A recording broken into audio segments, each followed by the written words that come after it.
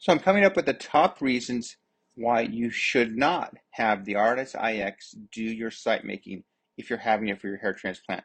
So first of all, I think Artas IX is the best way of harvesting hairs, aka obtaining grafts on the back of your head. For some patients, I will use the Artas IX for site making, and for some patients, I will not. And for patients I won't, let's talk about the reasons I don't.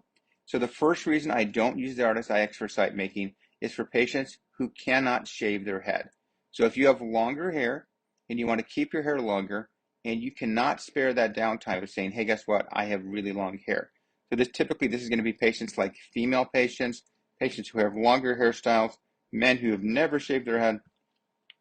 You might not be a good candidate for Artas IX for site making there. The second patient is going to be patients who are strictly using like an area like temples or the front of the hairline. The Artas IX for site making is super strong, but you have to use it in the right spot. And I think in the front of the hairline, that technology still isn't quite updated there yet. The third patient are going to be patients who want to deal mostly with the crown. And again, that's going to be really about the shape of the head for most patients where the crown doesn't really work as well yet. I say that yet because I know it's a pipeline thing where it's coming down.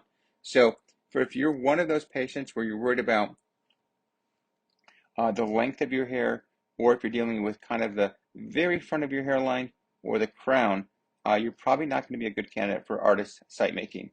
And then the final reason is I like, in some patients with very limited hairs, punching out or removing skin in patients. So for those patients, if you don't have a lot of grafts, I think the punch technique we use by hand is going to be another technique that's going to preserve, um, uh, it's going to allow you to get the most amount of results with the least amount of grafts.